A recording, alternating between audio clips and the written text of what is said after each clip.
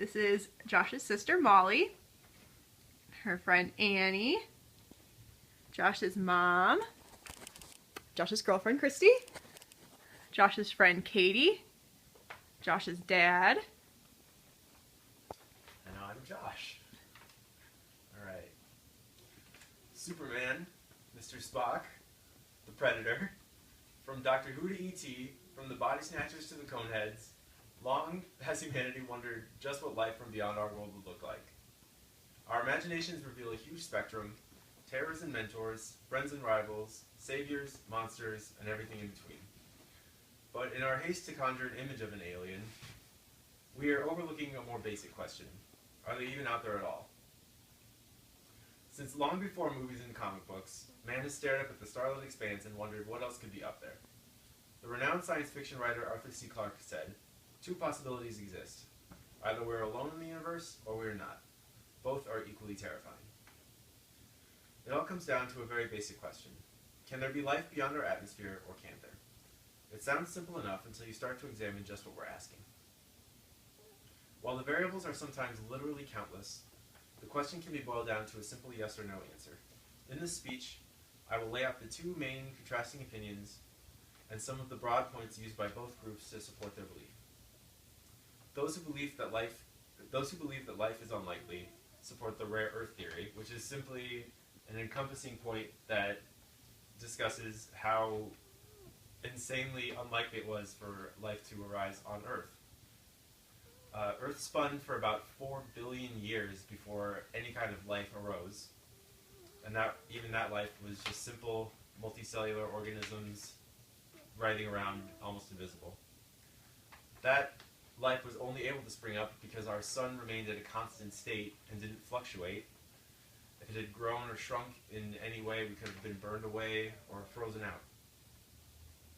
The Fermi paradox simply states, if life is so prevalent, why haven't we seen any evidence of it? We have been scanning radio waves for more than a century and haven't heard anything save for what we bounce back at ourselves. And SETI, the search for extraterrestrial intelligence, has been using much more sophisticated technology since the 1980s and has similarly found nothing. Unless somebody invents warp drive sometime soon, the only way we're going to find any evidence of aliens or life outside of our planet is contact from intelligent life. The scientist Stephen Hawking, one of the most respected and renowned scientists of our time or of any time, had this to say: "We are used to thinking of intelligent life as an inevitable consequence of evolution, but it is more likely that evolution is a random process, with intelligence as only one of a large number of possible outcomes." What he's saying is that even if there is other life out there, it's very possible that intelligent life is not the end point of evolution. It's just one random thing that happened to us. And if life is out there somewhere and it stays as multicellular organisms, or as bacteria, or fungus, or plant life, or simple animals, or animals as complex as we were just 100 years ago, we would never know it was out there because we'd never be able to hear it. It's important to know how many things had to happen for life to arise on Earth. And a couple of really important protecting factors really helped us. One of them is something we take for granted every night. It's the moon. The orbit of the moon around the planet has drawn away debris, and its orbit stabilizes Earth's axis, which allows our atmosphere to remain constant. Similarly, Jupiter, and to a lesser extent the asteroid belt between Jupiter and Mars, draw away debris that would otherwise batter the Earth. How big of a factor is debris? Right now, even with those blocking factors, NASA is tracking 10,000 near-Earth objects.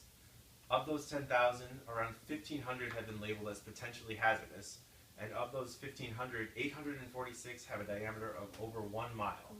That's just around where we are now.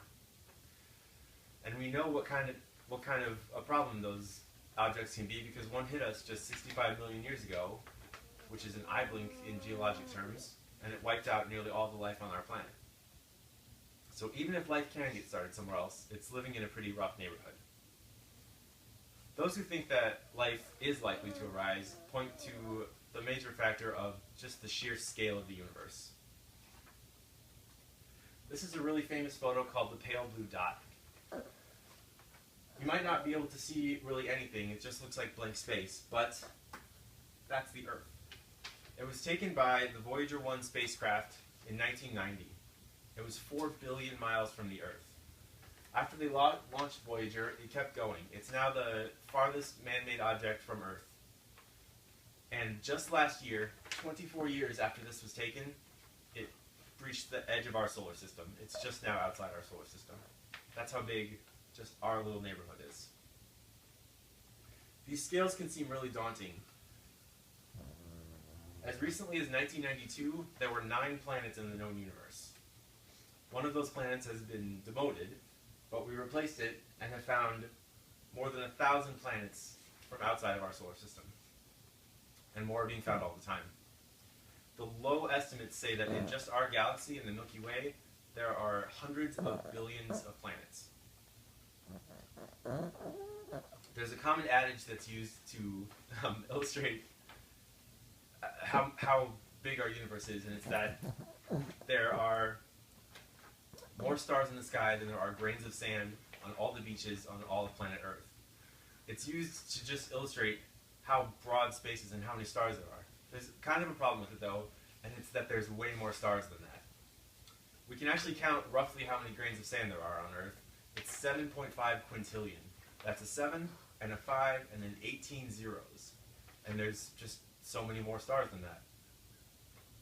This is another famous image. It's called the Hubble Deep Field. This was taken by the Hubble telescope, which is the most powerful telescope we've ever created. It was pointed at a fixed spot in the sky and left there for 3 months to soak in as much light as it could. This is what it came up with.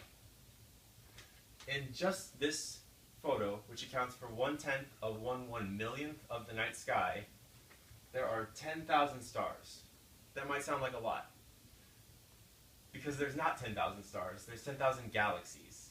Our galaxy, the Milky Way, has 300 billion stars. So each of these spots of light accounts for at least 300 billion stars. The furthest one out is from 13 billion light years away. 1/10 of 1/1 millionth of the sky. In conclusion, as with many of the fundamental questions that plague mankind, an affirmative answer is our only chance for satisfaction. One of the least predictable variables in trying to make contact is the length of time that a civilization can broadcast its signs of higher life. Another way of stating that is asking, how long will we be here listening? Another really famous and really respected scientist was Carl Sagan. He wrote a book called Pale Blue Dot, named after the photo from before. In it he wrote this: our posturings, our imagined self-importance, the delusion that we have some privileged position in the universe, are challenged by this point of pale light. Our planet is a lonely speck in the great enveloping cosmic dark. These words echo those of Arthur C. Clarke, and can be interpreted in both bleak and hopeful terms, and perhaps not even exclusively. We may be small and alone, or we may be a piece of something richer and grander, a small spoke in a very wide wheel. We may be all-important or hopelessly insignificant. Either way, it's likely we won't know anytime soon. For now, all we can do is hope and imagine. Carl Sagan wrote another book, my favorite book, called Contact. I will end with a quote from it. It's less verbose than his last, but it's profound in its simplicity. The universe is a pretty big place. If it is just us, it seems like an awful waste of